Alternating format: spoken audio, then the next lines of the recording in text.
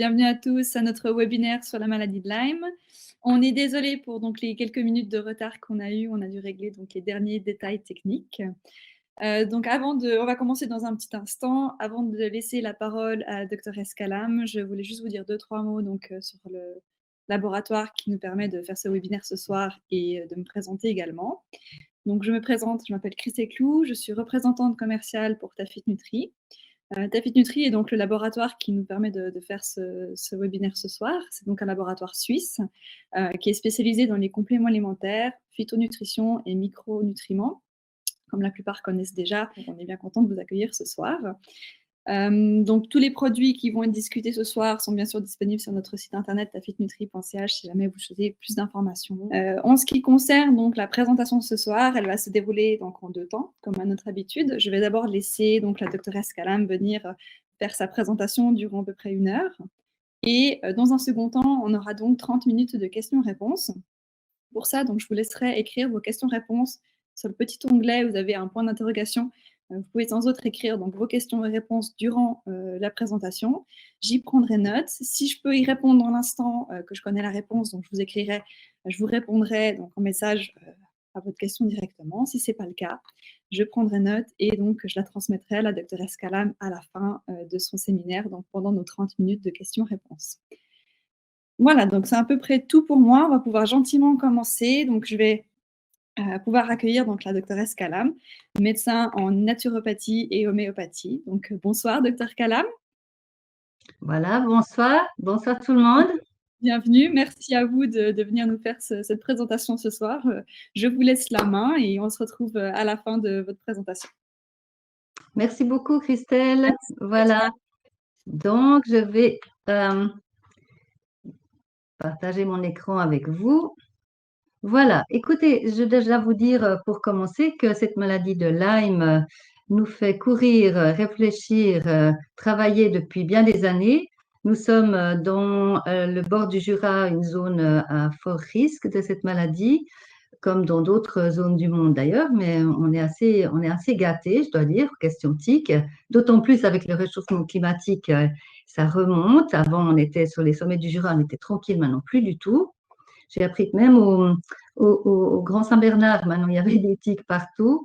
Donc, je crois qu'il est important de se remettre un petit peu à jour sur ce qui se passe avec les tiques et ce qu'elles transmettent, et puis de savoir surtout comment procéder préventivement et curativement aussi.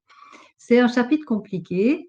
C'est une maladie qu'on appelle la grande imitatrice parce qu'en effet, ça peut être tout et n'importe quoi. Et vous allez voir que c'est quand même assez inquiétant. Alors, attendez, je vais essayer de faire quelque chose voilà, pour dégager ça encore. Et puis maintenant, on va commencer de travailler avec les slides que je vous ai préparés. Je pense qu'on ne va jamais tout dire de cette maladie. Je pense qu'on en apprend tous encore. J'ai essayé de faire de recruter un peu les connaissances et les lectures que je pouvais faire là autour. Je vous donnerai à la fin du séminaire un peu mes références de bibliographie ou de sites.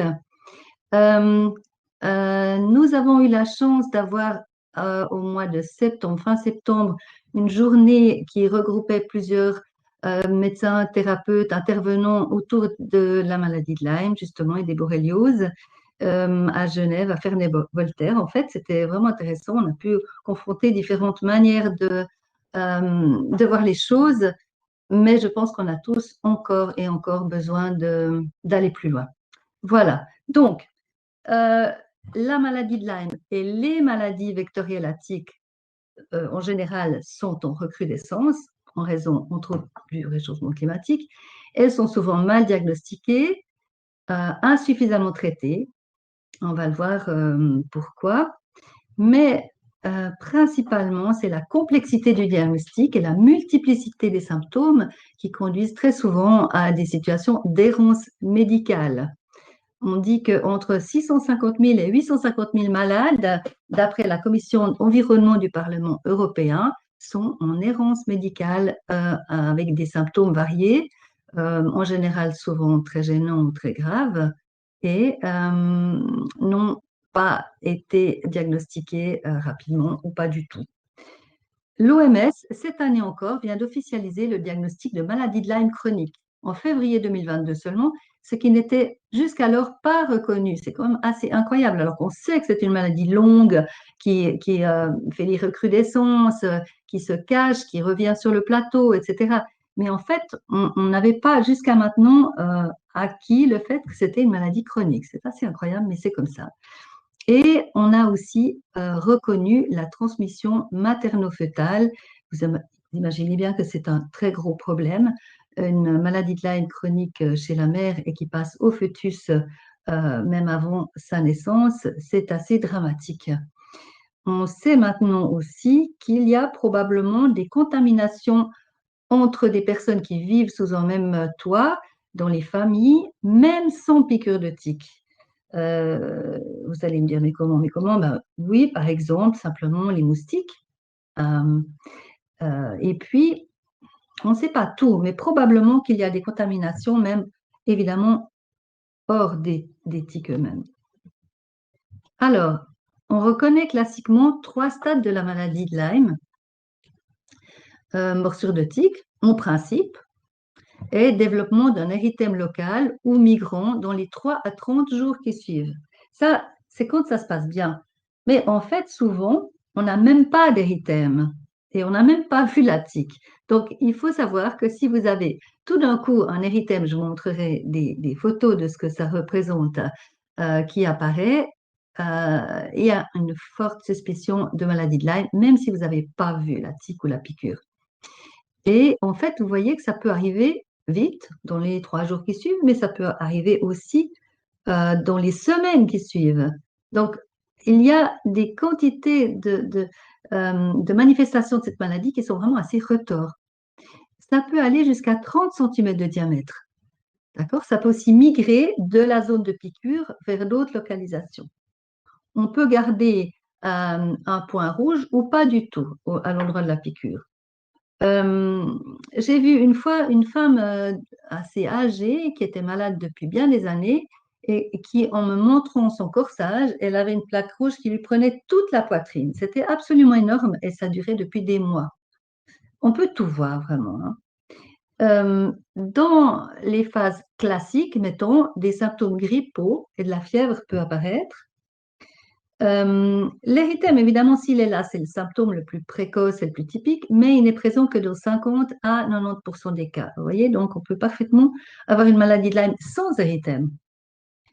Évidemment que si on le voit, évidemment, on va se précipiter pour soigner de manière précoce, parce que plus on soigne tôt, plus on a de chances d'empêcher l'évolution subséquente. Voilà ce que ça fait. En fait, c'est un érythème dans le plan de la peau. Ça n'est pas quelque chose qui ressort du plan de la peau. Et puis, c'est rouge-brun, voilà, un peu lit de vin, comme on dit. Et en général, le tour de la plaque est un peu plus foncé, mais pas nécessairement, et pas surélevé, je veux dire. Par contre, on peut avoir ou pas encore la marque de piqûre au centre, parfois pas. Alors, le stade 2 peut survenir quelques semaines ou mois après la première phase. Ça peut être justement des érythèmes migrants, donc vous avez tout d'un coup ces plaques qui apparaissent à différents endroits du corps. On peut avoir aussi des manifestations cutanées de type eczéma. Et ça, c'est moins connu. C'est moins connu, ça, parce que voilà, je ne sais pas pourquoi on n'a pas compris que ça peut aussi faire des manifestations d'eczéma. J'ai récemment brillamment loupé ce diagnostic chez une de mes patientes, qui est une sœur d'un certain âge, qui ne s'est pas fait piquer par des tiques et qui a commencé d'avoir des eczémas assez épouvantables aux mains. Voilà, et aux mains, aux bras. Donc, on a essayé de la soigner de manière naturelle. Elle a été voir un dermatologue. Elle a bien sûr reçu de la cortisone, etc. Et puis, ça part un petit moment, ça revient ailleurs, etc. Et puis, récemment, justement, à cette journée de Lyme à Genève, une dame qui nous présentait sa casuistique et qui parlait de sa manière de repérer Lyme chez ses patients, entre autres par des manifestations d'eczéma cutané aux mains. Je me suis dit, tiens, c'était ton ça. Et puis, chemin faisant, je me suis aperçue que ma patiente, ma sœur, en fait, elle avait aussi une grande fatigue, et puis des maux de tête, et puis une baisse de l'audition d'un côté, bizarre, on ne comprenait pas pourquoi. Et tout d'un coup, je me suis dit, mais bon sang, mais c'est bien sûr. Elle a un Lyme, même qu'on n'a pas eu de piqûre, de tique, et c'est depuis des mois, et moi qui fustige les médecins qui loupent le diagnostic, je m'étais fait complètement avoir. Et grâce au fait d'avoir repéré cette histoire d'eczéma qui ne se guérissait pas, j'ai fait la prise de sang et effectivement, elle a un bon Lyme et même elle a une co-infection aussi, je vous en parlerai tout à l'heure. Bref, toujours est-il qu'on peut tous se faire avoir, vraiment. Le lymphocytome du lobe de l'oreille, c'est peu connu aussi, mais c'est vraiment assez typique du mamelon ou du scrotum. Si j'avance d'un slide, je vais vous montrer à quoi ça ressemble. Ça ressemble à ça. D'accord? Peut-être que vous avez vu des oreilles bizarres, un peu rouges comme ça au niveau du lobe. Moi, j'en ai vu il y a plusieurs années. Je dois avouer qu'il y a un monsieur qui était venu me voir avec une oreille comme ça et je n'avais pas su que c'était ça parce que c'était pas vraiment enseigné. Mais mamelon et oreille, c'est assez typique. Scrotum, c'est un peu plus difficile à voir. Les gens ne vous le montrent pas tout de suite. Mais voilà, rappelez-vous de ces images. OK. Les manifestations douloureuses, inflammatoires des grosses articulations, souvent migrantes. Les patients disent, ah ouais, j'ai vraiment très mal au genou. Ah ouais, puis maintenant c'est à la hanche gauche. Et puis je ne sais pas pourquoi, maintenant c'est l'épaule, etc. En fait, ça migre, ça reste pas. Et il n'y a pas, si on fait une radio, vous n'aurez aucune pathologie objectivable radiologiquement. On peut avoir des symptômes neurologiques, bien sûr, des névralgies, des maux de tête, des troubles oculaires, des troubles auditifs. C'est assez fréquent, ça. Donc, ouvrez l'œil. Et des symptômes cardiaques. En effet, on peut aussi avoir des péricardites ou des myocardites à cause de Lyme. Donc, des troubles du rythme, des douleurs, des perturbations fonctionnelles du cœur. Là aussi, c'est vraiment pas très typique. Stade 3, ça peut apparaître des mois ou des années après le début de la maladie, selon l'état immunitaire du patient. Et vous vous rappelez que l'état immunitaire, c'est aussi son état émotionnel, c'est aussi son état endocrinien, en fonction des connaissances qu'on a maintenant du fameux système PNEI, psycho-neuro-endocrino-immunologie. Donc, en fait, on peut avoir un Lyme dormant pendant des années, et tout d'un coup, il y a un gros bug dans la vie de la personne, un divorce, un deuil, un gros problème. Et à ce moment-là, hop, Lyme ressort. Les manifestations, ça peut être de nouveau dermatologique, chronique, articulaire, neurologique, ça peut être aussi psychiatrique, parce qu'en effet, notre présentatrice suisse-allemande qui m'a mis sur la piste de l'eczéma, eh bien, elle est psychiatre et elle a fait une observation attentive de ses patients psychiatriques. Elle s'est aperçue que beaucoup d'entre eux étaient simplement des gens atteints de Lyme. Assez impressionnant sa démonstration, je dois dire. Et donc, ces formes évolutives graves, ça peut être aussi des maladies dégénérescence du système nerveux central, comme une sclérose en plaques, une encéphalomyélite, des dépressions, des démences, bien sûr, psychoses, des paralysies. Ça touche vraiment le système nerveux central.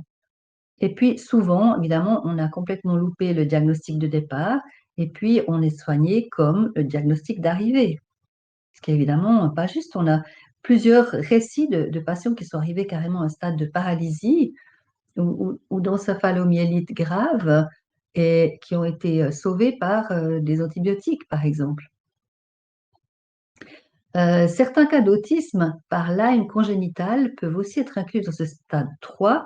En effet, les fœtus, les bébés qui seraient atteints de Lyme durant leur gestation, ça va tout de suite faire des choses très, très désagréables au niveau de leur système nerveux, évidemment. Alors, comment est-ce qu'elles travaillent ces bactéries? C'est des bactéries, les Borrelia. Elles sont souvent intracellulaires. Elles s'entourent d'une sorte de membrane, soit de la membrane de la cellule qu'elles habitent, donc elles sont difficilement détectables par le système immunitaire. Elles se cachent, en fait. Elles peuvent ensuite faire aussi des biofilms, où elles se cachent dans une membrane qu'elles sécrètent elles-mêmes. Elles vivent dans des milieux pauvres en oxygène, par exemple les cartilages, d'où les grosses articulations. Elles sont sensibles au pH, elles vivent en milieu acide, d'où l'intérêt de basifier nos patients. Le cycle de division est très long. On dit que Une bactérie elle-même peut vivre jusqu'à 80 jours. Donc, ça induit des temps de traitement très longs, aussi très longs, des antibiotiques. Par exemple, quand on vous dit vous prenez 10 jours d'antibiotiques, c'est bon. Pas vraiment. Malheureusement, pas vraiment. Sauf si on le prend vraiment absolument au début et qu'on arrive à empêcher le développement secondaire de la maladie. J'ai l'impression que mon image, elle fait des drôles de trucs. Je vais essayer de calmer le jeu. Ah, non, j'arrive pas à faire ça. Bon, alors, donc, quand elles sont dans leur phase active, elles provoquent la libération de cytokines de la part de notre système immunitaire, ce qui donne une forte réponse inflammatoire avec des effets sévères sur différents systèmes. Donc, comme vous avez mal partout et que vous êtes très inflammatoire, qu'est-ce qu'on vous donne? Des bons anti-inflammatoires. OK, et alors qu'est-ce qui se passe? Alors, les Borrelia, ils adorent ça, évidemment. Alors, elle a aussi la capacité de détruire les cellules du système immunitaire par attaque directe. Elles peuvent aussi squatter nos cellules immunitaires. Donc, elles se cachent à l'intérieur de nos lymphocytes ou de nos macrophages, mais elles peuvent aussi les détruire. Donc, ça va faire une baisse immunitaire, évidemment. Elles se transforment en kystes résistants à la majorité des antibiotiques, à la chaleur, à l'oxygène, à la pression, grâce à leur fameux biofilm. Donc, les tests, les diagnostics, justement, difficiles à cause de toute cette multiplicité des symptômes et aussi de la difficulté d'objectiver la présence de Lyme. Parce qu'évidemment, elles sont pas très, elles sont pas bêtes du tout. Donc, elles savent très bien qu'elles n'ont pas intérêt de rester dans le sang trop longtemps parce qu'elles se font repérer par notre système immunitaire. Donc, elles se planquent, évidemment. Et la plupart des tests fonctionnent modérément, voire pas du tout, puisqu'en fait, elles se mettent dans des formes indétectables par notre système immunitaire, d'où le nombreux faux négatifs. Et c'est surtout le test ELISA qui est en jeu. Le test ELISA, c'est le test le plus simple, le plus bête, celui que tout le monde fait, qui détecte la sérologie en immunoglobuline G et M, mais ils ne sont positifs que 2 à 4 semaines après la piqûre et peuvent ensuite se négativer. Donc, imaginez, vous faites piquer par une tique, ok, vous avez votre rond rouge, hop, vous sautez chez le médecin, mais c'est 10 jours, 2 semaines après la piqûre. Il se peut très bien que le test soit encore négatif. Ok, vous loupez ce stade, vous avez mal partout, vous avez quand même un doute de qu'est-ce qui se passe, et vous faites la prise de sang ELISA, mettons 4 ou 5 mois plus tard. Il se peut très bien qu'il soit déjà négativé. Et comme la plupart des médecins ne demandent des tests plus loin, donc plus chers, que si le ELISA est positif, vous imaginez le nombre de cas qu'on loupe. Et effectivement, petite encart à notre présentation, vous savez qu'actuellement, les médecins sont complètement terrorisés par Santé Suisse, en Suisse, je parle donc, qui pistent les médecins qui font trop de laboratoires. Évidemment, je fais partie du lot, vous imaginez bien. Donc, quand vous cherchez la cause des maladies de vos patients, entre autres ce type de maladie chronique invalidante, vous allez demander pas mal de tests de laboratoire. Donc, évidemment, ça coûte cher. Donc, évidemment, vous avez des statistiques de coûts de laboratoire qui vont dépasser vos chers collègues qui, eux, se seront peut-être contentés d'un ELISA et encore. Et donc, vous vous faites repérer par Santé Suisse qui va vous tomber dessus en vous demandant des sommes astronomiques à rembourser, alors que même vous n'êtes pas le laboratoire, vous n'avez pas touché la somme.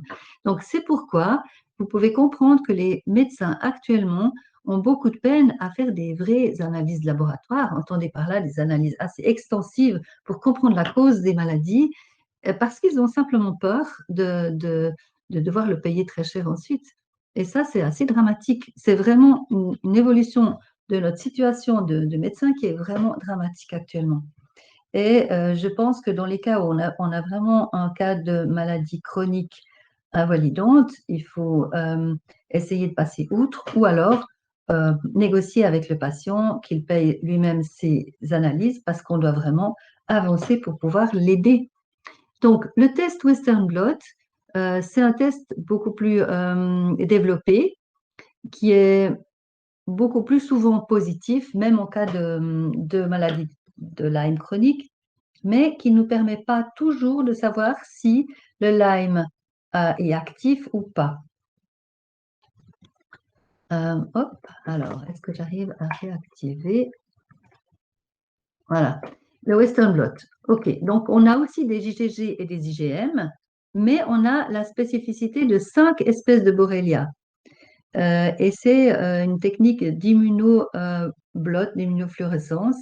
C'est une technique, je ne pourrais pas vous l'expliquer, mais c'est une technique de transfert de protéines. Et vous aurez Borrelia burgdorferi, d'accord, qui est la plus classique, qui a été décrite d'abord aux États-Unis. Mais chez nous, ce n'est pas toujours celle-là qui est présente. Malheureusement, quand vous faites un ELISA, on ne vous teste que la burgdorferi.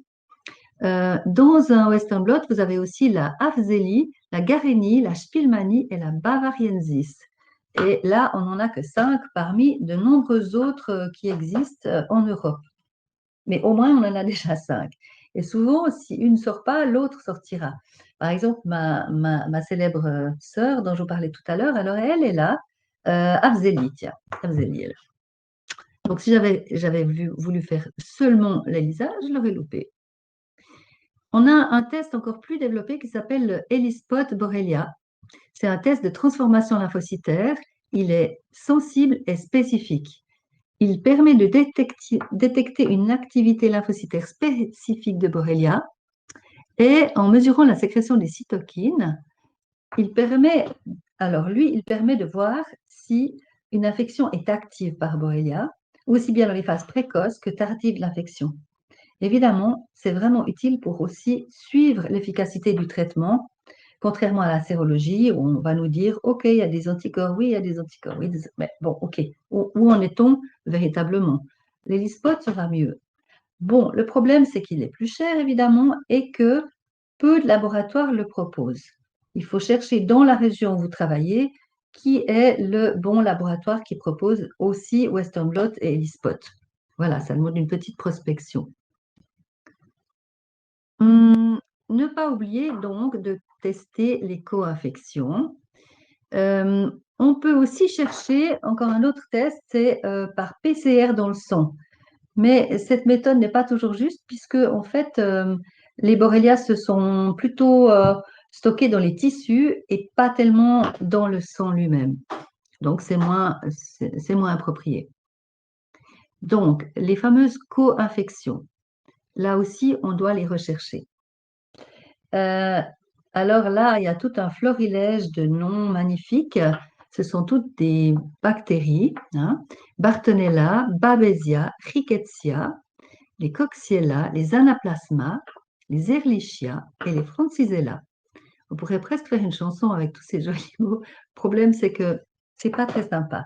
Alors, ma célèbre sœur, elle avait non seulement Borrelia afzeli, mais elle avait aussi Ehrlichia, ce que j'ai vraiment rarement vu. Et Ehrlichia, en potassant un peu, les symptômes majoritaires sont des symptômes d'éruption cutanée. Et voilà. Donc, la pauvre, alors sans avoir jamais vu de piqûre de tique, elle avait 2 co-infections. Maintenant, vous êtes sans doute aussi thérapeute, donc vous avez peut-être d'autres moyens que les laboratoires médicaux. Alors, les tests en biorésonance, c'est souvent fiable et précis, mais il faut s'adresser avec un thérapeute qui a une expérience de lecture de l'appareil et un appareil suffisamment calibré pour détecter les affections de ce type. Donc voilà, ça c'est une alternative possible quand on ne veut pas passer par un laboratoire. Les tests de kinésiologie aussi, là aussi, je pense que ça nécessite d'avoir quand même quelques matériels de test pour la kinésio. Et puis, il y avait toute une équipe de médecins français qui travaillait avec des filtres placés proches de l'oreille en diagnostiquant au pouls du patient. Et là, ça marchait très bien. C'était assez précis même, cette histoire de test à l'oreille. Encore faut-il avoir justement encore les filtres qui permettent de le faire. Et puis, le test du sang vivant, oups, j'ai une petite faute d'orthographe là, avec le microscope à fond noir, eh ben, c'est très utile aussi, mais à condition que les borrélies soient en circulation sanguine, ce qui n'est justement pas toujours le cas. Par contre, là, on va quand même voir qu'il y a de l'inflammation et on verra parfois ces borrélias se promener dans le sang. Ça nous est arrivé plusieurs fois d'en repérer. C'est comme des petits vermisseaux qui bougent très vite. et qui avancent à toute vitesse. Parfois, elles sont intracellulaires, justement. Là, je vous montre quelques formes de Borrelia, parce qu'effectivement, la forme la plus classique, ce serait un petit tortillon comme ça, le type tréponème. Donc, vous savez que la Borrelia, ça fait partie des spirochètes, qui sont les mêmes bactéries que la syphilis. Et le microscope à fond noir avait été inventé au début du 20e, à la fin du 19e même, pour repérer les affections syphilitiques, parce qu'on voyait les petits tortillons passer dans le champ, justement. Et donc, ça peut ressembler à ça. Mais vous voyez que ça peut avoir toutes sortes de formes bizarres, parce que justement, elles arrivent à se planquer, à se couder, et puis, ou à se mettre en petits tas, en colonies, entourées d'un biofilm. Et il y a aussi des formes rondes qu'on ne voit pas sur cette image, mais les formes rondes sont des formes de latence. Et sous ces formes-là, elles disparaissent complètement du signal disponible pour ces cellules immunitaires. Donc, vraiment, elles ont 10 000 astuces pour se planquer. Donc, attention aux patients en déshérence médicale avec des diagnostics en cul-de-sac, comme je dis, du style, Madame, vous avez une fibromyalgie, voilà, tant pis. Hein.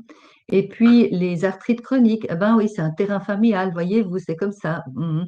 Troubles de la mémoire, eh ben oui, c'est à un certain âge, Madame, tout le monde perd la mémoire, etc. Les fatigues chroniques, les maux de tête, les troubles du rythme, tout ça, si quelqu'un se plaint vraiment de manière chronique de ces affections-là, il faut chercher, il faut absolument chercher. Évidemment, tous ces patients seront taxés de psychosomatiques, mis sur des voies de garage avec des quelque chose, des antidépresseurs, des antidouleurs, des tout ce qu'on veut, des anxiolytiques, des somnifères, etc. Et malheureusement, je pense qu'il y en a beaucoup. Actuellement, il y en a beaucoup. Et je pense même aussi que ces maladies de type Lyme chronique sont aussi le lit des gens électro-hypersensibles. Et donc, beaucoup de gens pensent qu'ils sont surtout électro-hypersensibles alors qu'ils ont derrière une Lyme chronique. C'est vraiment très probable. Donc, comme on l'a dit déjà, l'état énergétique, nutritionnel, moral, immunitaire va jouer un rôle dans la chronicisation de cette maladie. Et on ne sait pas quel est l'œuf et la poule. Évidemment, quand vous êtes mal fichu chronique, vous avez le moral qui baisse. Mais si vous avez le moral qui baisse, vous allez plus facilement prêter le flanc à une maladie de Lyme chronique. Donc, l'un va avec l'autre souvent. Et puis, il y a des gens qui ont une phase de Lyme active, qu'ils soignent. On pense que c'est fini. Et puis, malheureusement, quelques années plus tard, ça peut ressortir parce qu'il y a une période de stress ou une faiblesse physique ou psychique qui survient.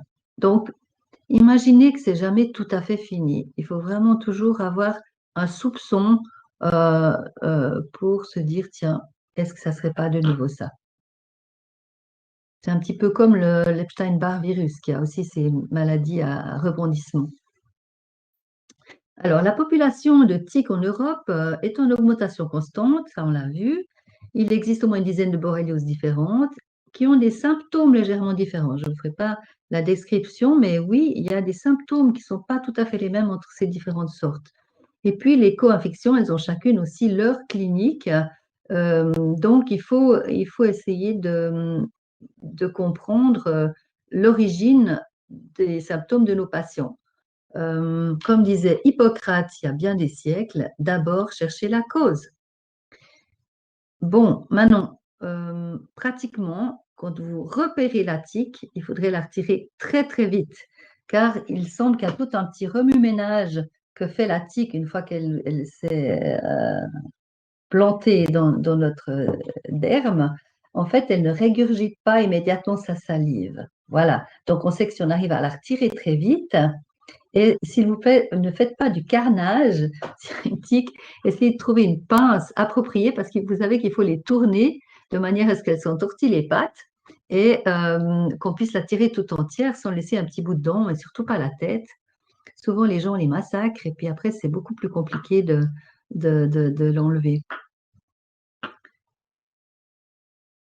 Ne pas confondre la maladie de Lyme avec la célèbre méningoencéphalite attique ou FSME, en fait, qui est une maladie virale, d'accord, qui est aussi évidemment transmise par les tiques, mais beaucoup moins fréquente. On dit que dans notre région, qui est pourtant une région proche du Jura, une zone sensible pour ces méningocéphalites, c'est moins de une tique sur 1000 qui transporte ce virus, alors que beaucoup plus transportent les infections bactériennes. Donc, il faut vraiment jouer de malchance pour avoir une méningocéphalite. Quoique, le problème, c'est qu'une fois que vous l'avez, c'est pas une maladie très drôle, il faut le dire. En fait, elle apparaît pas immédiatement, 7 à 14 jours après la piqûre. C'est de nouveau des symptômes d'allure grippale. Et puis, ça peut simplement passer comme ça. Ouf! Chez certaines personnes, leur système immunitaire est suffisamment musclé, on va dire, pour que ça puisse se dégager rapidement. Ou alors, une période asymptomatique, une atteinte du système nerveux central se manifeste. C'est quand même 5 à 15% des malades par des maux de tête. Alors, c'est des maux de tête assez horribles, une sensibilité, une hypersensibilité à la lumière, au bruit, avec des vertiges, des troubles de la concentration, ça peut être des troubles de la marche. Donc là, quand on a ces symptômes-là, il ne faut pas plaisanter. Là, il faut quand même consulter assez vite. Et ces symptômes peuvent persister un certain temps avec des paralysies ou des névralgies, des paralysies aussi des nerfs du village. C'est pas très drôle. Donc, en médecine officielle, il n'y a pas grand-chose à faire. Je pense qu'avec nos médecines, on peut vraiment travailler sur le système immunitaire et puis avec des huiles essentielles, etc. Je ne vais pas me plonger sur la méningoencéphalite. Par contre, là où il ne faut pas se tromper, c'est qu'il y a un remue-ménage et une publicité absolument énorme pour le vaccin de la FSME. Partout dans les pharmacies, chez les médecins, vous avez des pubs incroyables tout le temps, et surtout dans les belles saisons, sur cette méningocéphalite. Et malheureusement, c'est souvent assez confusionnel. Il n'est pas assez dit clairement que cela ne protège pas du tout de la maladie de Lyme. Les gens pensent qu'une fois ils ont fait le vaccin, ouf, c'est bon, mais pas du tout, malheureusement, pas du tout. Et c'est quand même un vaccin qui a des effets secondaires qui ne sont pas innocents. OK, alors, une petite astuce à savoir, c'est que les tiques possèdent un sixième sens, et peut-être d'autres sens encore. Elles sont attirées par les ondes des téléphones portables. Elles ressentent les champs électromagnétiques, elles sont attirées. Donc, si vous marchez en forêt, éteignez votre téléphone ou mettez-le sur avion parce que il se peut bien qu'elle vous repère grâce à votre téléphone. Et puis, il y a une histoire de groupe sanguin. Malheureusement, les groupes A sont les plus touchés. Les moins, c'est les B. Et puis, les O et les AB, c'est au milieu. Donc, il semble qu'il y a une appétence des tiques plus fortement pour les groupes A. Et puis, attention, les enfants sont plus exposés car ils sont juste à la bonne hauteur des buissons et des broussailles dans lesquelles se cachent nos tiques. On sait les petits conseils, c'est couvrir de vêtements plutôt clairs, porter des chaussettes par-dessus les pantalons et surtout, surtout, inspecter notre corps quand on rentre de balade. Ça, c'est vraiment des préventions de base. Maintenant, il est quand même conseillé de mettre des sprays, surtout sur nos chevilles, nos poignets, la nuque avant une balade. Et puis, si on se fait piquer, essayez d'avoir une petite pince spéciale pour la retirer. Et puis, il faut absolument se désinfecter la zone piquée. Je vous rappelle qu'il s'agit quand même de bactéries. Il faut désinfecter. Alors, j'ai listé des choses qui peuvent être intéressantes pour la désinfection dans la gamme de Tafit Nutri. Vous avez du Grapex, extrait de pépins de pamplemousse, qui est un fort désinfectant qu'on peut utiliser localement pur. Si on le boit, évidemment, on va le diluer, mais localement, on peut l'utiliser pur. L'eau des arquebusiers est une vieille solution un peu de phytothérapeute médiévale, mais qui est un très bon désinfectant aussi. C'est intéressant. L'argent colloïdal, bien connu aussi comme désinfectant. Voilà un peu des idées pour avoir en réserve quelque chose pour désinfecter rapidement. Il ne faut pas juste désinfecter une fois. C'est important de sprayer ou d'appliquer pendant plusieurs jours l'un ou l'autre de ces produits jusqu'à ce que toute la zone piquée soit vraiment absolument calme. Et puis, chez les gens qui me disaient, oui, mais je comprends pas, j'ai quand même une zone qui est rouge, qui est un peu moche, qui reste en place. Alors moi, je conseille de mettre un cataplasme d'argile avec un mélange de ces produits ou alors des huiles essentielles désinfectantes, de se faire un petit cataplasme d'argile quelques heures par jour jusqu'à ce que la zone revienne à la norme.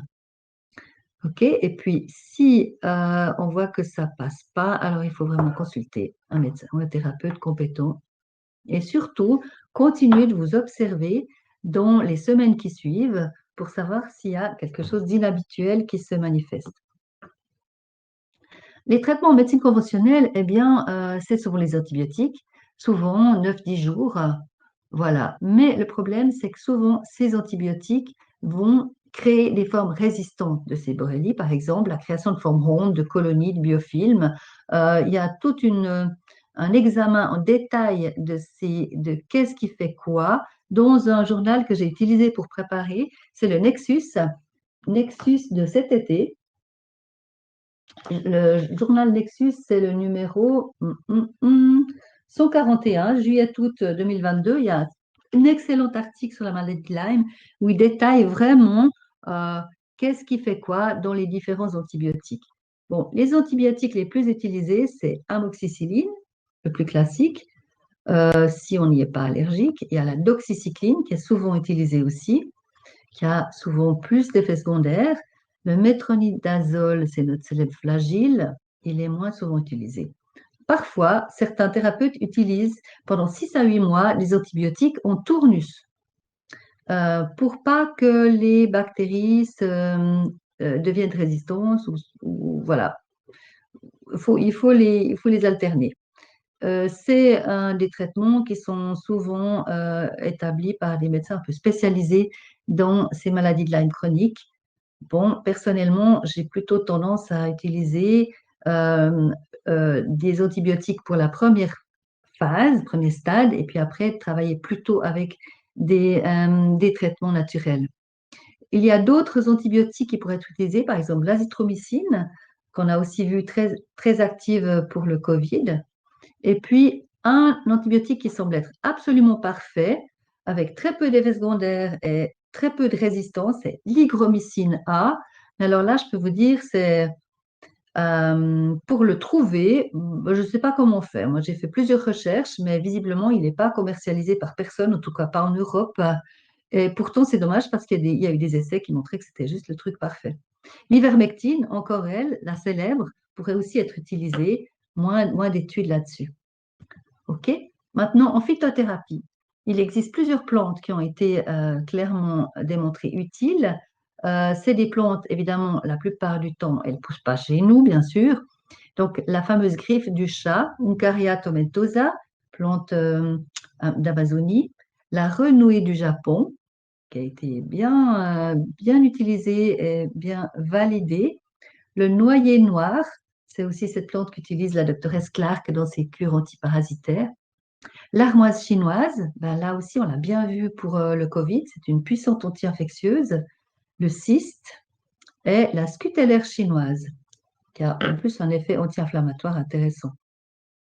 Maintenant, j'ai envie de vous présenter les produits qu'on trouve dans la gamme de Tafit Nutri, en commençant par l'extrait de shiitake. Vous savez que c'est un champignon asiatique, et il a été préparé d'une manière très spéciale.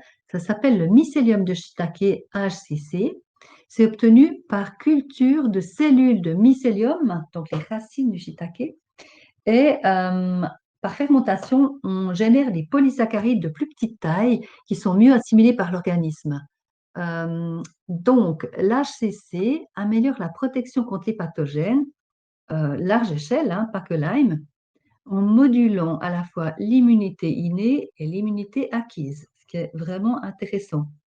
Une étude préliminaire menée aux États-Unis a montré un effet positif dans la maladie de Lyme, et une étude est en cours menée par la Tafit Nutri, accessible pour vous, les thérapeutes ou pour les médecins, pour accompagner des patients atteints de la maladie de Lyme. Voilà les shiitake. hein. Et donc ça, c'est les chapeaux que l'on peut manger aussi, mais c'est donc le mycélium, donc les racines que l'on va utiliser. Alors, je vous ai fait un petit schéma, c'est-à-dire j'ai repris le schéma de l'usine qui se trouve dans l'île de Hokkaido du Japon, au nord du Japon. J'ai eu le privilège incroyable de me faire inviter, avant le Covid, bien sûr, pour aller visiter cette usine et d'avoir un grand symposium sur les produits que produisait cette entreprise. Et j'ai trouvé ça extraordinaire, leur niveau de production, de qualité de préparation de production, de présentation. Vraiment, j'étais très favorablement impressionnée. Regardez, donc le processus, c'est mycélium. On sélectionne les cellules de mycélium. Ensuite, on les cultive en volume croissant. Et ensuite, par fermentation, il y a une séparation, concentration, puis lyophilisation, c'est-à-dire qu'on peut le mettre ensuite en poudre dans des gélules que nous retrouvons dans notre produit disponible chez Tafit Nutri. L'usine est impressionnante d'écologie et d'efficacité. Et vous avez des immenses cuves de fermentation. On a l'impression d'être dans une brasserie de bière. C'est assez fou, je dois dire. Une étude est en cours, donc, comme je vous disais, aussi chez nous, avec le laboratoire VF Biosciences, qui est le laboratoire belge qui a introduit ce remède HCC en Europe, et avec Tafit Nutri. Et on peut avoir des mises à disposition de boîtes d'HCC à prix réduit pour voilà, pour proposer à des patients de se mettre dans cette étude. Et puis, il y a une participation financière pour les analyses non remboursées. On a un partenariat avec le laboratoire MGD de Genève et on aura une sérologie Borrelia au départ, Western blot, comme je vous le disais. On mesure l'état inflammatoire ainsi que le typage lymphocytaire. Et puis, on fait 2 mois de traitement HCC et on reprend ces analyses à la fin pour voir ce qui a changé. J'ai eu récemment un patient qui est venu me voir avec une très grosse cheville, un patient d'un certain âge, il est de 1945, mais c'est un type très sportif, très très svelte, sportif, en forme, etc. Il vient me voir, il avait une cheville comme ça grosse. Alors évidemment, pour un type qui aime la course à pied, ça n'allait plus. Donc il était obligé de consulter, sinon il se débrouille tout seul. Et puis, en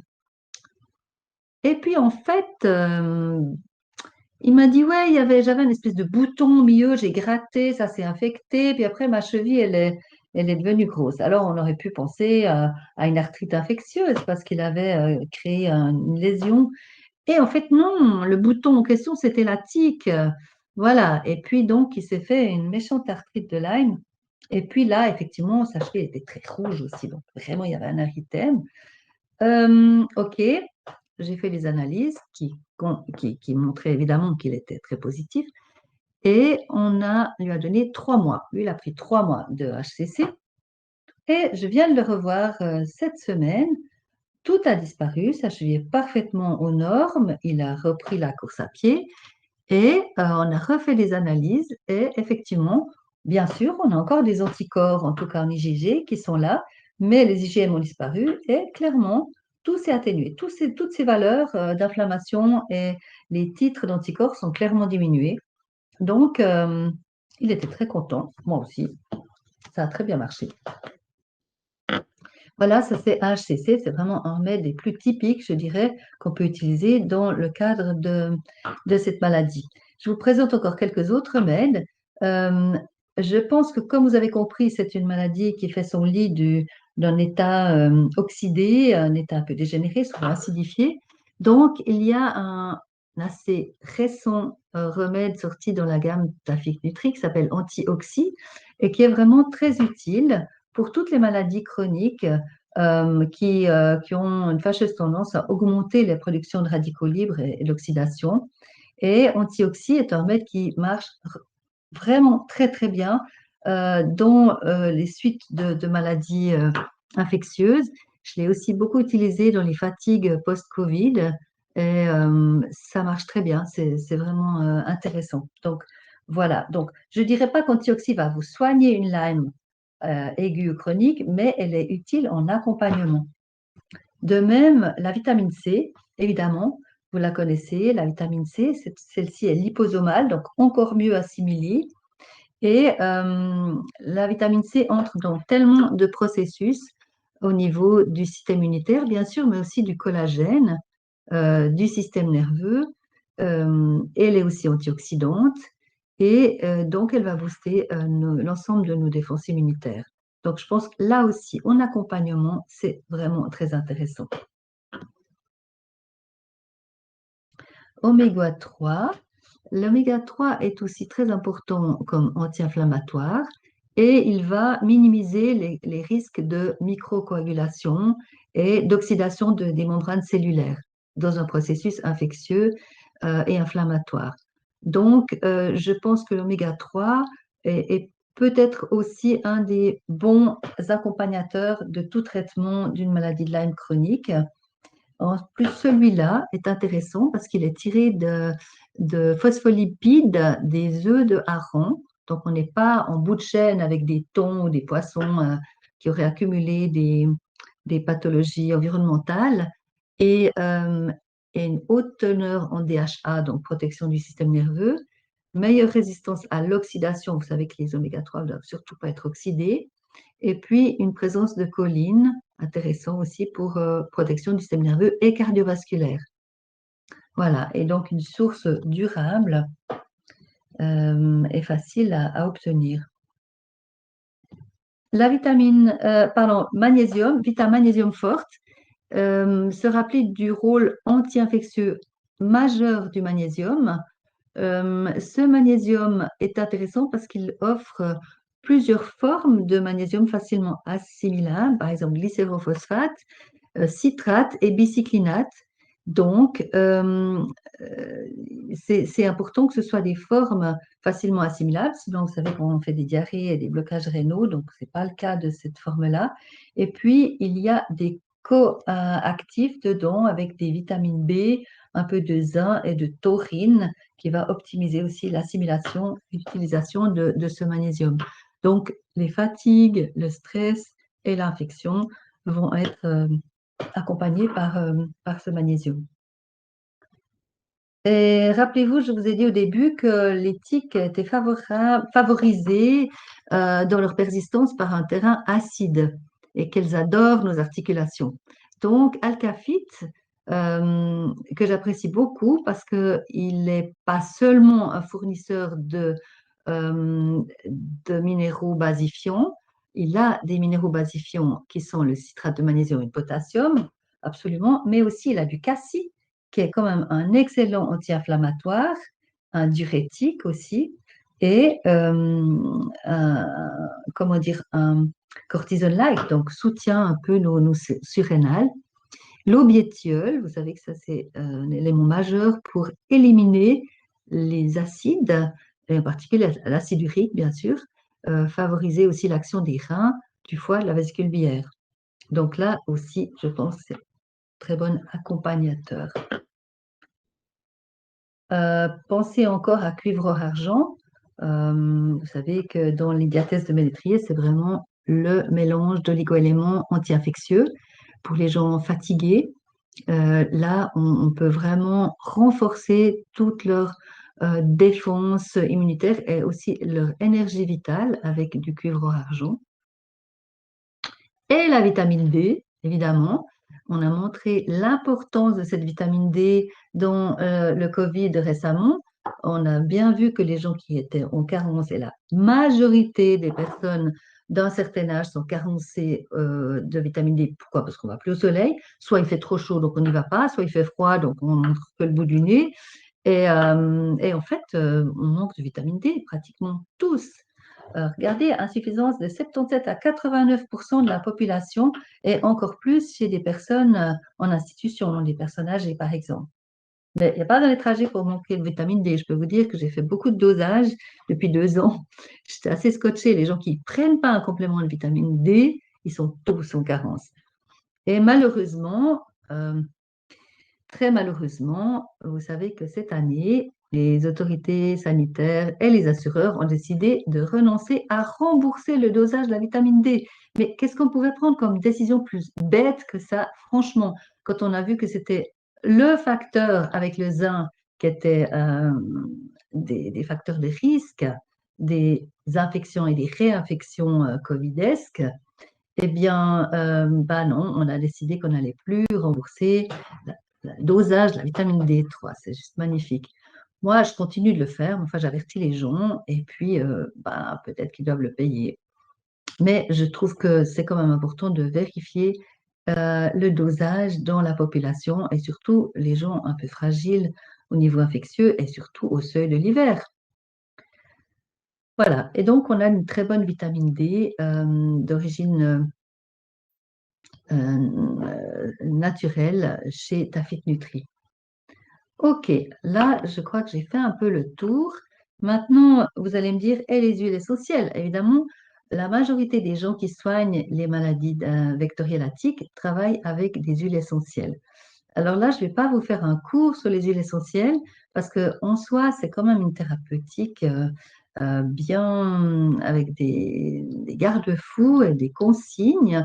L'aromathérapie, c'est vraiment important de suivre une fois un cours pour savoir l'utiliser correctement.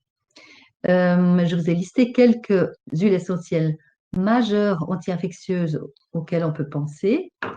La sarriette, la cannelle et l'origan, ça c'est un trio vraiment de choc comme anti-infectieuses virales, bactériennes, parasitaires. C'est des toniques aussi dynamisantes, les trois. Alors attention, elles sont assez corrosives. Il faut vraiment savoir les utiliser, ne surtout pas les prendre en direct comme ça dans la bouche. Et attention aussi, elles peuvent être caustiques au niveau de la peau. Donc, référez-vous à des textes d'aromathérapie pour les dosages et la posologie. C'est vraiment important. Je vous fais juste là un petit rappel des huiles auxquelles il faut penser. Et il y a de nombreux thérapeutes qui font des préparations, soit avec un solubilisant ou bien en gélule, ou alors même en suppositoire pour désinfecter des situations de Lyme chronique. Et après, il y en a quelques-unes que je voulais aussi vous nommer. Le Palmarosa, c'est aussi une antibactérienne antifongique. Elle est très intéressante pour les problèmes respiratoires, mais surtout les affections cutanées. Donc, pour tous nos problèmes de peau liés à cette maladie de Lyme, et c'est intéressant de penser au Palmarosa. Le thym à linalol, c'est un thym doux plus facilement utilisable que le thym à thymol ou à carvacrol. C'est un antiseptique général, puissant, anti-infectieux, antiviral aussi, antifongique. Voilà, le thym, c'est quand même aussi une plante majeure de notre accompagnement anti-infectieux. Lemongrass, alors ça, je l'adore parce qu'elle a une odeur citronnée, tonique, extraordinaire. Et évidemment, elle va repousser les insectes, les moustiques, mais certainement aussi les tiques. Elle possède des vertus tonifiantes sur la circulation sanguine, anti-inflammatoire, anti-hémorragique, fluidifiante. Donc celle-là, on pourra parfaitement l'utiliser en externe, par exemple, sur une zone qui a été piquée, très intéressante. Et puis, le laurier, elle aussi, on peut l'utiliser en externe sans problème. Et en plus, elle est décongestionnante, lymphatique et veineuse. Elle calme les douleurs articulaires et elle est anti-infectieuse. Donc, voilà, faites vos petits mélanges, mais prenez bien soin de doser les posologies. Alors, j'arrive au bout de ma présentation. Donc, évidemment, mieux vaut prévenir que guérir, ça vous avez compris. Les stratégies sont multiples et souvent à combiner. En fait, si vous avez une Lyme qui s'est déjà chronicisée, il faut vraiment compter plusieurs mois pour soigner ça. Il est utile de faire des tests et de les répéter. Et puis, le principal témoin, si vous n'avez pas de sous pour faire des tests ou pas de médecin pour les prescrire ou pas de thérapeute pour vous tester, eh bien, c'est votre état général. Parce que, en fait, vous savez très bien si vous êtes anormalement fatigué ou si vous avez une bonne énergie vitale. Ça ne ment pas. Ma fameuse sœur dont je vous parle depuis le début, elle s'assied sur une chaise, elle s'endort, elle est crevée absolument tout le temps. Pourtant, elle a la retraite, bon, elle est assez active, elle fait des choses avec ses communautés, oui, mais elle est crevée, complètement crevée. Elle a beaucoup de peine à se concentrer pour lire, pour apprendre quelque chose. Ça dénote quand même d'une inflammation du système nerveux évidente. Et puis donc, il faut vraiment s'armer de patience et varier les stratégies thérapeutiques dans le temps, faire des rocades de traitement pour arriver au bout d'une telle maladie. Et puis, tenez-vous au courant parce qu'il y a tout le temps des nouveaux livres qui sortent, des revues, et des rencontres. Je pense qu'on n'est pas au bout de nos stratégies pour contrer ces maladies. Je veux dire, ces maladies. Voilà, là, je vous ai sorti quelques bouquins qui peuvent vous aider. Vous voyez, le Dr. Richard Horowitz, c'est un grand spécialiste de la maladie de Lyme américain. Il y a le professeur Christian Perron qui s'est vraiment battu, non seulement pour le Covid, comme on l'a vu ces derniers jours. Heureusement, il en est sorti blanchi par le Conseil de l'Ordre, heureusement pour lui. Et puis, il a beaucoup bataillé sur la maladie de Lyme depuis des années. Ce livre est passionnant, je vous le conseille. Judith Alberta, c'est une femme qui était instructrice de pilote d'aviation, une femme d'un courage incroyable. Elle a mis 10 ans à comprendre qu'elle avait la maladie de Lyme. Elle est descendue très bas.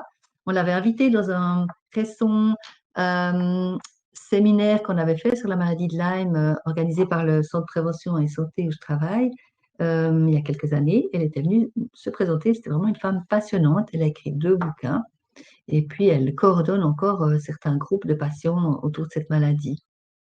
Le trésor des plantes médicinales, ça, je ne l'ai pas lu, mais il m'a l'air aussi très bien parce qu'il est aussi écrit par la doctoresse Béatrice Milbert, qui est une femme qui travaille à Genève et qui est aussi très active sur les réseaux Lyme.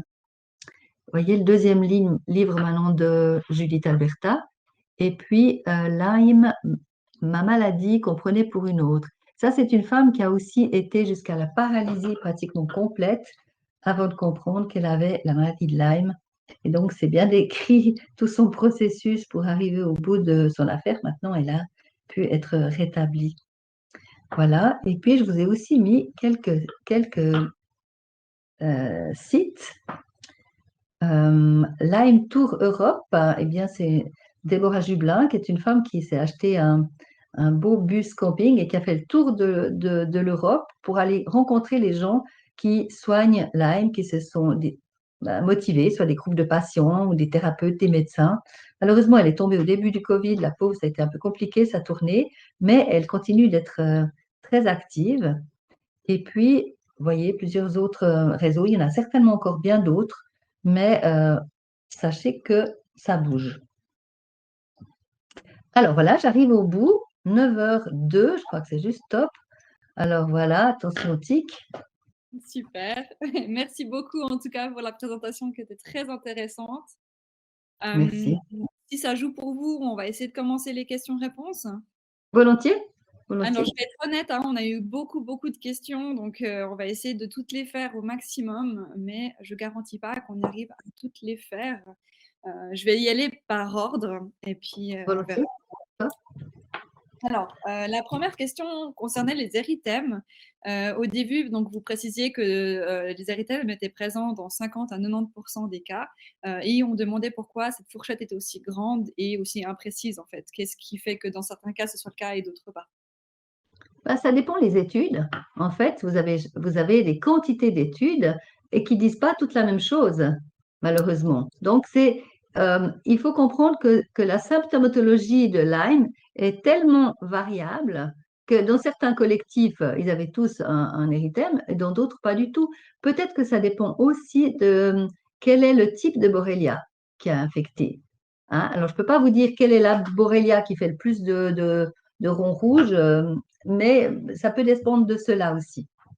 D'accord, d'accord, super, ben, c'est intéressant à connaître. Il y a quelqu'un donc, qui parlait aussi de Epstein-Barr et Oui, savoir si c'était souvent qu'on trouvait cette maladie lors de la maladie de Lyme. oui, je pense que c'est souvent associé. C'est souvent associé parce que la Epstein-Barr induit une fragilité immunitaire. Donc, Lyme va volontiers prendre part à ce terrain par sa faiblesse et s'installer aussi. J'ai actuellement en suivi une femme qui est Epstein-Barr positive, Lyme positive et toxoplasmose positive. Et Ouais, d'accord. souvent, une maladie entraîne la fragilité pour les suivantes. Et c'est un circuit fermé au final. C'est un circuit de faiblesse sur lequel s'installent des différents parasites et bactéries, quoi. Mhm. Mhm. Oui, je vois. Donc ouais, ça rejoint la deuxième question, donc c'est tout le monde a pu répondre. Il y a une personne qui nous parle donc du stade 3 qui nous demandait si peut considérer que est-ce que ce stade 3 peut être mortel et est-ce qu'il est encore possible de le soigner lorsqu'un patient est au stade 3, donc avec le mycélium ou d'autres traitements. Oui, oui, oui. Bon, parfois, il faut quand même passer par les antibiotiques intraveineux pour ressortir, hein. On avait, dans notre symposium de l'époque Lyme, on avait invité des médecins qui viennent d'une clinique en Allemagne, qui sont réputés pour soigner les Lyme très, très graves. Et ils nous avaient montré une vidéo impressionnante avec une jeune fille qui est arrivée tétraplégique à la clinique qui ne parlait plus, qui était totalement paralysée. Et en une semaine, elle a pratiquement tout récupéré parce qu'ils lui ont mis un cocktail d'antibiotiques intraveineux intensif.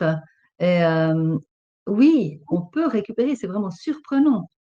Bon, après, évidemment, on va ressortir du trou, mais après, ça va prendre un certain nombre de temps, de mois, sans doute, pour récupérer. Mais oui, je pense qu'on peut. Mhm. Du coup, d'un stade 3, ce sera plus avec des antibiotiques, avec un traitement naturel, Mais comme on il connaît. faut faire une synergie. Les antibiotiques, c'est quand même pour les cas très graves, je pense que c'est important, mais c'est en même temps absolument vital de remettre aussi en équilibre le terrain, donner les différents compléments dont on a parlé. Je pense qu'on doit, dans ces cas-là, il faut combiner les traitements. On ne peut pas dire on fait tout antibiotique ou on fait tout naturel. Il Mhm. faut jouer un peu de cette synergie. Mhm. Je vois tout à fait. Pour passer à la question suivante, vous avez parlé donc aussi du vaccin en disant que ben, c'était malheureusement pas efficace pour ne pas attraper la borréliose. Cette personne donc fait aussi référence aux animaux, les chiens, les chats, qui existent justement des pipettes pour pas que les tiques viennent, etc. Est-ce qu'au final, il existe quelque chose de semblable pour les humains qui pourrait nous protéger des piqûres ou des tiques, hormis justement les sprays qu'on met sur les Mhm. chevilles? Non, il faut savoir que ces pipettes pour les chiens, c'est hyper toxique pour eux, hein. Ouais. C'est pas du tout terrible, quoi. Alors, Ouais, ouais, effectivement, moi, je préfère largement les sprays aux huiles essentielles, hein, ou des sprays de préparation Vous savez, les bêtes brume spray vert qu'on trouve en pharmacie, ils avaient fait un test à bon entendeur et on voyait que ces brume spray verts qui sont en plus bio, hein, c'est pas de la chimie, eh ben, c'était ceux qui repoussaient le plus longtemps les tiques. Donc, je crois qu'il faut vraiment copieusement s'asperger de toutes sortes de choses pour aller se oui, on promener. a Euh, la terre de diatomée aussi qui a fait des miracles pour protéger des tiques. Je ne sais pas si vous connaissez. non, alors je ne l'ai jamais utilisé, mais c'est intéressant. Oui, oui, En la terre de application, ah, merci, merci du truc. Mais c'est une poudre, non, la terre de diatomée? c'est une poudre, tout à fait. Vous pouvez mettre soit sur vos habits, soit sprayer, mélanger à de l'eau et sprayer. C'est ce que j'utilise aussi personnellement pour mon chien, donc c'est Ah, efficace. merci du truc. Merci, volontiers Avec alors, hein. la question d'après, donc quelqu'un qui demande si il y a aussi un érythème migrant lors d'une piqûre qui infecte au méningo-encéphalite, pardon. Non, il n'y a pas. Il n'y a pas? Non, non, non. Ouais. Non, non, c'est vraiment Lyme qui fait ça. C'est pas du tout la méningite. Hmm. Ok, super. Il y a une personne qui parle, vous avez parlé à un moment donné des tests de kinésiologie, au niveau des tests par rapport à ça, et quelqu'un qui demande si justement vous connaissez des spécialistes là-dedans qui pourraient apprendre à d'autres professionnels comment pratiquer ces tests et comment repérer ça avec justement la kinésiologie. Alors, écoutez, je ne suis pas une spécialiste de kinésiologie, j'en connais quelques-uns, mais euh, euh, il y a quelques années, nous avions un collaborateur qui s'appelle Alain Picard et qui avait appris avec ce groupe de médecins français à faire les tests avec des filtres et le pouls. Et il nous avait fait quelques démonstrations, je trouvais ça assez génial. Si vous êtes assez nombreux, peut-être que Alain Picard serait disposé à enseigner sa technique. pourquoi pas, il aime bien enseigner et puis j'avais trouvé ça assez remarquable. Le seul problème, c'est qu'il faut retrouver ses filtres pour avoir les tests. Ouais, alors du coup, ben, je connais pas, mais on peut se renseigner un peu, voir si je trouve des Oui, informations peut-être, si vous avez vraiment plusieurs personnes qui s'annoncent, je peux essayer d'organiser quelque chose ouais, avec lui. d'accord. Ouais, bah, alors on peut regarder ça, je prendrai note et puis on regardera aussi, D'accord, heu, d'accord. Et puis s'il y a des kinésiologues qui nous écoutent, si vous avez des pistes, c'est très volontiers. bah, oui, c'est ça, toujours à porteur à apprendre, ou connaître des personnes spécialisées là-dedans.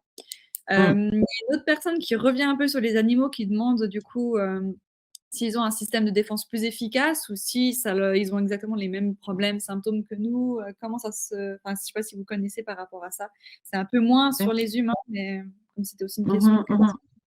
Ouais, les animaux peuvent parfaitement aussi avoir ce type de maladie. Moi, j'ai un chien qui est décédé de Lyme à une période où on ne se rendait pas compte que c'était à ce point-là dangereux, quoi, Mhm. avec Ouais, des problèmes articulaires et des problèmes neurologiques, en fait, hein. Ouais. et de Donc, oui, fatigue similaire à nous au final.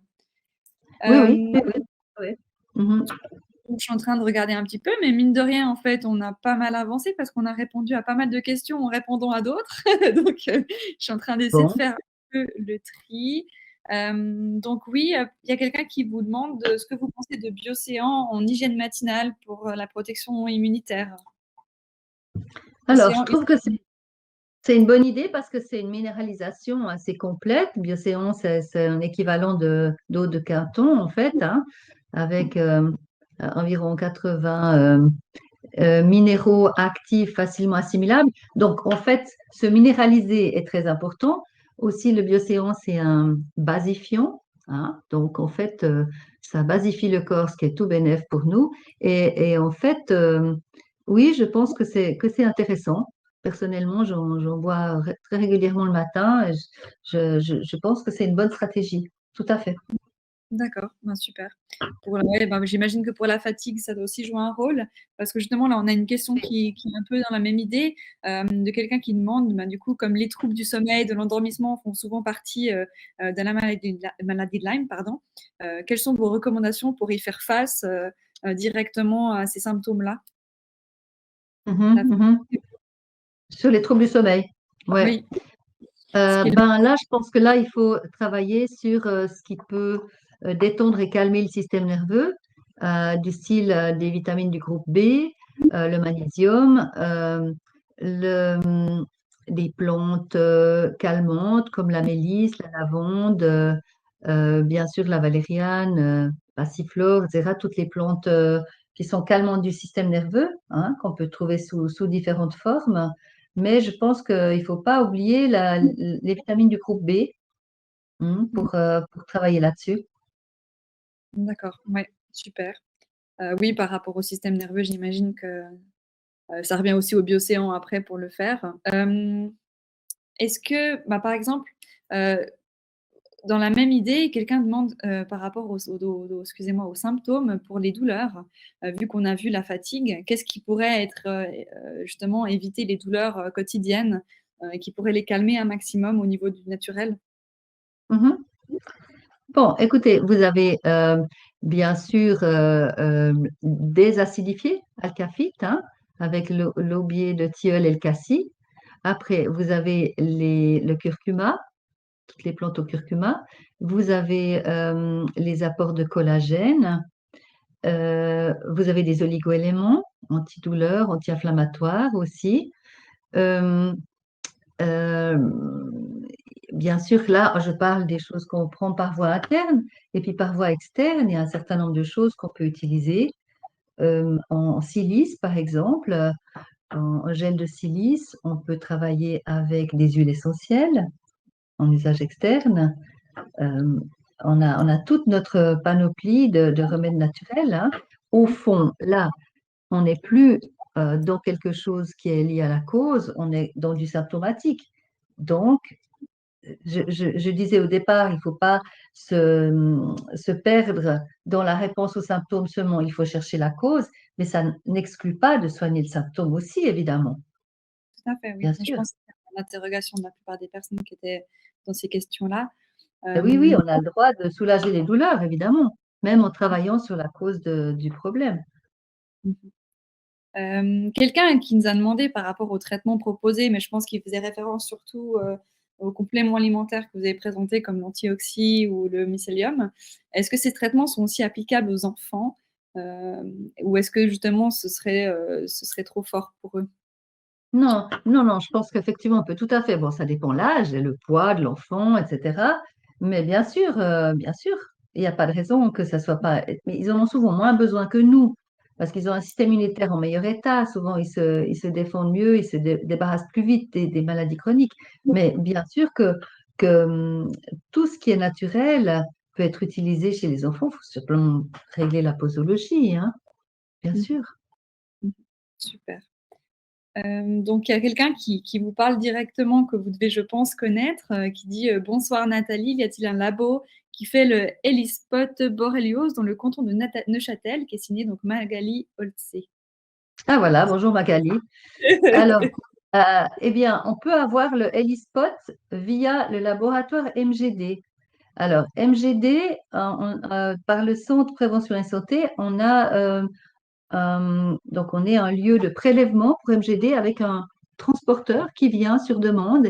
Et je sais que pour les ELISpot, on doit obligatoirement faire le prélèvement le lundi.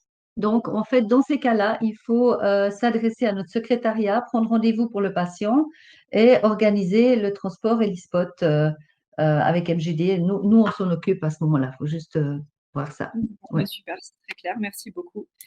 Quelqu'un qui va revenir sur la maladie de Lyme directement, est-ce qu'au final, c'est possible de s'en débarrasser complètement ou est-ce qu'il y aura toujours des symptômes ou des restes qui vont rester? Mhm. Ça, c'est une très bonne question. Je pense que moi, j'ai vu des gens qui s'en sont débarrassés, oui, mais ils ne sont pas encore au bout de leur vie. Je veux dire, tout d'un coup, comme je l'ai dit, il peut y avoir un bug émotionnel ou physique et qui fait que quelques petites limes dormantes peuvent se réveiller. Donc, oui, je pense qu'on peut s'en sortir. Je connais des gens qui ont tout à fait éliminé cette Lyme, mais voilà, soyez vigilants à des recrudescences possibles à plusieurs années plus tard. Mhm. Oui, d'accord. On n'est jamais vraiment. On n'est jamais C'est la- vraiment complètement sûr. Non, Ouais, non, c'est ouais, ça. d'accord. Et même les prises de sang ne peuvent pas garantir un retour, quelque chose comme ça. C'est vraiment, Quand j'imagine, même plus si, compliqué. oui, oui, Ah, c'est- oui. Si vous avez vraiment déjà les symptômes, d'accord. Si vous n'êtes pas symptomatique, bon, je ne suis pas sûre que les prises de sang le montreront. Mais si vous avez déjà les symptômes, forcément, on aura une recrudescence, par exemple en Western blot ou bien justement en Ellie spot. D'accord, ok, super. Il y a quelqu'un du coup qui demande pour une contamination pardon, de la maladie de Lyme, est-ce que c'est transmissible d'humain à humain, que ce soit Ah, par le contact, par la cohabitation ou même sexuellement? Est-ce que ça peut être une ouais, inquiétude ouais, ouais, eh ben, c'est ce que j'ai appris. Moi, je pensais pas. Je pensais que c'était uniquement par piqûre, que ce soit tique ou autre animal, que ce soit moustique, araignée, etc. Mais cette psychiatre bernoise, elle nous a bluffé parce qu'elle a fait une étude sur presque 15 ans chez 180 patients qu'elle suit. Et puis, elle a fait une enquête de terrain chez les familles, hein, autour des patients où elle avait repéré non seulement un trouble psychique, mais aussi une Lyme chronique. Elle a fait un interrogatoire serré de tous les membres de la famille et elle a montré que c'était vraiment fréquent que d'autres membres de la famille, alors qu'il n'y avait aucune notion de piqûre de tique, soient positifs Lyme. Mais Ah, là, d'accord. elle a ouvert un pont. Moi, je n'étais pas du tout consciente. Je crois qu'on était tous bien surpris de se dire, OK, il y a une contamination possible, mais comment? Alors, bien sûr, on va se dire, OK, ils vivent dans la même maison, il y a des moustiques, etc. Hein, ça peut passer d'un à l'autre. Mais apparemment, oui, visiblement, oui. Quand on Moi, vit ensemble, ça pourrait. je m'étais jamais vraiment posé la question, mais c'est vrai que ça remet en cause pas mal de choses par rapport à ça. Mais oui, absolument. Non, non, non, non, c'est encore plus perfide que ce qu'on pensait, quoi. Il y a quelqu'un qui demande s'il peut vous adresser des patients directement. Est-ce que vous prenez des patients par rapport à ce sujet-là ou plus? Alors, écoutez, moi, je suis overbooked de manière générale.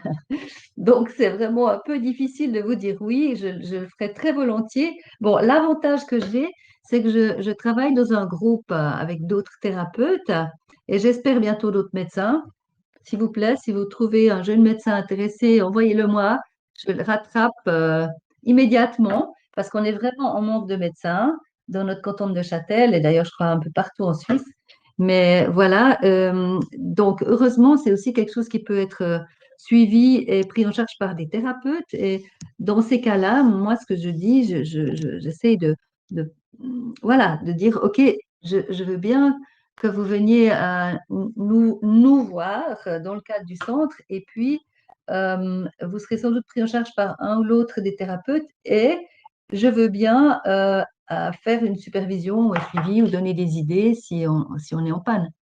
Je crois que c'est plus honnête de dire que oui, oui, bien sûr, venez, alors que j'ai plus de consultation, je suis full book jusqu'à mi-décembre, quoi. Hein? Non, ouais, on comprend tout à fait, mais c'est gentil de votre part, en tout cas, de proposer une solution à ceux qui seraient Oui, intéressés. oui, oui. J'essaye de suivre parce que c'est vrai qu'il y a beaucoup de malades en déshérence qui ne savent pas très bien chez qui se profiler, quoi. C'est ça. Ouais. Hein? C'est vrai que c'est difficile de trouver des personnes, des médecins qui sont plus attentifs à ce genre d'éléments-là. Malheureusement, ouais, malheureusement, je pense que les thérapeutes en sont en fait plus sensibles actuellement que les médecins. Hmm. Ouais. C'est souvent ressorti lors des rendez-vous, j'ai pu constater ça en effet. Mais il y a Mhm. quelqu'un qui a parlé, donc qui vous pose une question, double question, donc qui vous parle il vous demande si vous avez déjà entendu parler de l'effet du CDS pour le Lyme. Oui, alors, CDS, c'est une zone grise, hein, puisqu'on n'est pas censé en avoir, ni en distribuer, ni l'utiliser, ni rien du tout, ni même peut-être en parler. D'accord? Alors, j'ai pas une expérience directe sur Lyme. J'ai une expérience de CDS chez des patients qui le prennent pour d'autres maladies, en particulier une maladie parasitaire intestinale ou Epstein-Barr, ou aussi justement cette patiente avec sa toxoplasmose. Et je pense que le CDS est un puissant désinfectant. D'accord? Je n'ai pas d'exemple clé à vous dire, oui, je sais, on peut l'utiliser pour Lyme. Je dois vous avouer que j'ai proposé à ma sœur voilà, de prendre ça puisqu'elle a vraiment une Lyme chronique maintenant. On verra, je n'ai pas encore le retour. Peut-être bien que oui. J'aimerais bien que ça marche parce que c'est un remède fiable et pas cher. Pourquoi pas, et pas toxique en plus. Mais voilà, c'est une zone un peu grise puisqu'on n'est pas censé l'utiliser en Suisse. Je pense qu'on est toujours sur une zone grise sur la deuxième partie de la question, puisqu'elle parle de l'hygromycine A, pour savoir Ouais. pourquoi cet antibiotique est introuvable Ah, bonne et question. que faire pour le trouver. Donc, Ah, moi, je vous assure que j'ai un peu traficoté sur Internet pour essayer de voir comment, que quoi. Je ne l'ai pas trouvé. Si quelqu'un le trouve, merci de m'avertir parce que je pense que ça, c'est véritablement un antibiotique intéressant, en particulier pour Lyme, et peu toxique. Mais voyez, c'est toujours ça le problème. Quand on a des choses qui marchent, qui sont pas chères, eh bien, on les trouve pas ou elles sont interdites. Voilà, on commence à connaître l'histoire. oui, bah voilà, on commence à comprendre. Hein. On fait de notre Oui, mieux pour justement. essayer de trouver des solutions au naturel et de voir ce qu'on peut faire pour se Ouais. battre contre tout ça. Ou alors Euh, trouver les itinéraires bison futés, comme je dis. oui, oui, tout à fait. Il y a quelqu'un qui nous demande par rapport aux complémentaires alimentaires présentés ce soir, donc ils disent Oui. que c'est apprécié, mais c'est vrai qu'ils demandent du coup si on doit tous les prendre en cure en même temps ou plutôt en alternance, par quoi commencer, quelle est la priorité en vrai entre le nettoyant, l'antioxydant ou l'immunitaire, dans quel ordre ce serait préconisé de Mhm. les prendre. Mhm. Euh, alors vraiment, ça dépend du type de symptômes qu'on a, de la maladie aiguë ou chronique. Ça dépend aussi du type de patient, ça dépend de son porte-monnaie, ça dépend de sa compliance. Euh, Moi, j'ai rarement des protocoles uniques et similaires d'un patient à l'autre parce qu'il y a des gens qui n'aiment pas prendre des gélules, il y a des gens qui ont envie de prendre 25 gélules par jour parce qu'ils sont rassurés, il y a des gens qui n'aiment pas les gouttes ou qui n'aiment pas ceci ou qui n'aiment pas cela. J'essaie de calibrer pour chacun en fonction de ses particularités et aussi de son porte-monnaie, ce qui peut être bien. Mais sincèrement, je dois vous dire, que si moi j'avais une Lyme chronique, je prendrais tout pour m'en sortir. Voilà, c'est ça que je ferais. Hein, Mhm. parce que là, je crois vraiment aux capacités des synergies. Mais bien sûr que quand on vient de découvrir une Lyme chronique et encore active, eh bien, c'est sûr que je prendrai un HCC, c'est sûr que je prendrai la vitamine C, le magnésium, probablement les huiles essentielles aussi, hein. Voilà. Et puis après, il y a des trucs de reconstitution, comme l'antioxy, euh, et donc, j'oubliais la vitamine D aussi, absolument, hein. Alors après, on peut travailler sur la récupération, d'accord? Mais en phase aiguë, il faut vraiment prendre les meilleurs anti-infectieux. Clairement, on est dans une bataille. Oui, d'accord. Moi, je vois. Moi, c'est bien d'avoir un peu une idée plus claire de comment procéder parce qu'au final, on sait qu'on l'a, mais ensuite, qu'est-ce qui se passe? C'est toujours un peu compliqué comme il n'y a rien d'officiel dans tout ça. C'est Donc, vrai, mais vraiment, je pense qu'il faut avoir l'intelligence en tant que thérapeute de comprendre qui on a en face de nous, sa fragilité, ses capacités d'absorption, euh, sa sensibilité de manière générale, hein. Et mhm, puis moduler un peu. On a des outils, ok, c'est comme un bon menuisier, il ne va pas utiliser tous ses outils en même temps, mais voilà, on doit connaître nos outils de travail finalement. oui, non, non, tout à fait. Il y a quelqu'un qui vous demande si vous avez entendu parler de, excusez-moi, donc je ne connaissais pas, l'auto-hémothérapie à l'ozone pour Lyme. Est-ce que vous Alors, connaissiez quelque chose? oui, oui, oui, oui, oui. C'est très intéressant. L'auto-hémothérapie, c'est-à-dire on prend du sang à quelqu'un, on le passe dans un sac, comme on fait pour les transfusions, et puis on ozonise ce sang, d'accord? Avec un appareil, il faut acheter un appareil qui fournit de l'ozone. Donc on hyperoxygène ce sang et on le réinjecte au patient. Ça se fait par voie intraveineuse, d'accord? Ça, il y a certains médecins qui le font, c'est intéressant, certainement, ouais.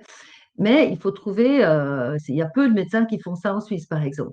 Et puis, il y a l'auto-hémothérapie sans ozone, qui est aussi intéressante, beaucoup plus simple. On prend du sang par voie veineuse et on le réinjecte directement dans les fesses de la personne en intramusculaire. Et puis ça va créer une stimulation immunitaire générale qui peut aussi relancer des défenses immunitaires. C'est pas spécifique Lyme, bien sûr, mais ça peut être utile dans toutes sortes d'infections. D'accord, bon, c'est plus clair. Mais merci, je ne connaissais pas du tout, donc c'est toujours intéressant à connaître. Il y a quelqu'un qui vous demande quel est le rôle au final du microbiote dans la guérison. Est-ce qu'on peut avoir un effet en traitant le microbiote sur la maladie de Lyme? Très, très, très bonne question. C'est vrai, j'ai oublié d'en parler. Je pense que le microbiote est intéressant, pas que pour la maladie de Lyme, évidemment pour l'état général de la personne. On sait que le système immunitaire est formaté au niveau du tube digestif. Donc, on a parlé d'oxydation, on a parlé d'acidité, on a parlé, etc. Mais je pense que la flore intestinale saine est très importante pour que les défenses de la personne se passent bien pour avoir moins d'inflammation inutile et plus d'efficacité, je pense que la flore est très importante, effectivement. D'où tous les programmes importants à mettre en place en nutrition aussi, en hygiène de vie, évidemment, hein. Mais oui, bonne question. Je pense que c'est intéressant d'aussi checker un petit peu ce qu'il en est de la flore intestinale, Mhm. bien sûr. Oui, c'est logique au final, comme on voit maintenant tous les rapports, les liens que ça peut avoir par rapport à la flore C'est intestinale. logique. C'est Oui, oui, intéressant. c'est absolument. Mm. Quelqu'un nous demande, bah, par rapport à ce qu'on disait avant, la contamination pardon, possible suite au ménage, est-ce que du coup, ben, il est déconseillé d'aller faire des dons du sang? Parce qu'au final, est-ce que on peut avoir la borréliose suite au sang transmis, puisque personne ne fait les tests au préalable au don du sang? Donc, Ouais. comment Oui, faire dans cette situation-là? et oui, c'est une bonne question aussi. Bon, je vous rappelle que quand vous donnez le sang, vous ne le recevez pas, hein. D'accord? Oui, Vous le donnez. Donc là, bien c'est relativement peu dangereux de donner son sang. Par contre, c'est assez dangereux de le recevoir. C'est vrai. Mais le problème, c'est que quand vous le recevez, c'est que vous n'avez pas choisi de le recevoir. C'est que vous en avez juste vitalement besoin. Donc là, entre mourir d'hémorragie ou recevoir une poche de sang, je ne sais pas, mais je crois que je prends la poche de sang. Mais c'est vrai qu'on pourrait proposer des tests avant d'aller faire le don du sang pour s'assurer de ne pas avoir ce genre de problème-là. Oui, mais on voit que les tests sont pas fiables. Donc, une personne qui a pas de symptômes, hein, Oui, ou des justement. symptômes comme la fatigue qui peuvent être définis à tellement d'autres choses que c'est compliqué de C'est ça. mettre de Ouais. l'ordre. Non, ce qu'il faudrait, c'est que les centres de transfusion fassent des tests sur les poches de sang. Ça, elles devraient faire, Mmh. Ah oui, bien elles sûr. font, mais je pense, pour des choses beaucoup plus, Oui, grandes. hépatite, etc., quoi. Mais ouais, mais pas Heu, Lyme. C'est évident que oui, bien sûr, on peut recevoir Lyme par don du sang. Oui, bien sûr, bien sûr. alors, bah, écoutez, je vais être honnête, il y a encore beaucoup de questions, mais je vais en prendre une, pour terminer. Je pense que ça fera un bon tour. C'est quelqu'un qui demande par rapport à la vitamine D, donc quel dosage? Et puis est-ce que c'est vrai qu'un surdosage peut amener une ostéoporose et à quel niveau de dosage on risque une ostéoporose? Non, non, non, on risque pas une ostéoporose par surdosage. On risque des blocages rénaux, des calculs, des choses comme ça. On risque pas du tout d'ostéoporose puisque la vitamine D va engranger, va permettre d'assimiler le calcium. C'est pour ça que maintenant on conseille de prendre la vitamine D et du K2, vitamine K2, puisque la K2 va ranger le calcium dans l'os. La vitamine D attrape le calcium par voie digestive, le fait circuler et la vitamine K2 le remet dans l'os. Donc c'est pour ça que c'est une stratégie double qui est plus intéressante que seulement la vitamine D. Et puis on sait maintenant que la vitamine D, elle a tellement d'effets différents au niveau immunitaire et moral aussi. Maintenant, le, comment dire, ces grandes histoires autour du risque de surdosage de vitamine D, moi, personnellement, je n'en ai jamais eu. Voilà, pourtant, j'ai beaucoup de patients qui prennent à long terme de la vitamine D. Alors, moi, je préconise suivant les situations, entre 1000 et 4000 unités par jour, mais 1000 en tout cas. D'accord? Et puis, en hiver, plutôt 2000. Et si vous êtes malade, plutôt 4000. Donc, c'est Mmh. des bons gros dosages. Et je vous assure que je fais beaucoup de tests et j'ai jamais vu des gens qui soient de manière effrayante en surdosage de vitamine D. Oui. Ah oui, on est tous en sous-dosage, hein, au niveau de la vitamine D, hein. C'est C'est ça, beaucoup d'études qui sont sorties par rapport à ça. exactement. Exactement. Donc, il C'est vrai faut que arrêter d'avoir peur du surdosage. C'est pratiquement jamais le cas. il faut déjà rattraper le retard et ensuite être au-dessus, ce qui parfois peut être Ouais. compliqué. Et je vais quand même prendre une dernière question sur l'homéopathie qui demande si il existe du coup un réseau de médecins ou d'homéopathes où justement il y a des astuces pour traiter cette maladie-là. Et qu'est-ce que vous conseillez en tant qu'homéopathe pour traiter cette maladie avec l'homéopathie? Alors, merci. C'est vrai que je me suis dit qu'on n'avait pas parlé d'homéopathie, mais bien sûr que c'est utile. Donc, l'homéopathie est utile au niveau uniciste, c'est-à-dire de nouveau, observer les symptômes du patient et trouver le remède qui convient. Et là, on a une science absolument merveilleuse avec l'homéopathie. Maintenant, il y a aussi des préparations de, de ce qu'on appelle nosode de Lyme, c'est-à-dire la préparation de la bactérie elle-même passée sous forme homéopathique, qui peut être tout à fait utile aussi pour comme aiguiser le système immunitaire de repérer et se battre contre les borrélies. Maintenant, je pense que encore une fois, c'est encore un autre étage du protocole thérapeutique. On peut très bien donner un remède homéopathique correspondant aux symptômes et à la manière d'être du patient, tout en donnant des remèdes de terrain au niveau complément alimentaire qui renforcent notre immunité et nos défenses. D'accord? C'est vraiment comme si c'était des étages différents du plan thérapeutique. Mmh.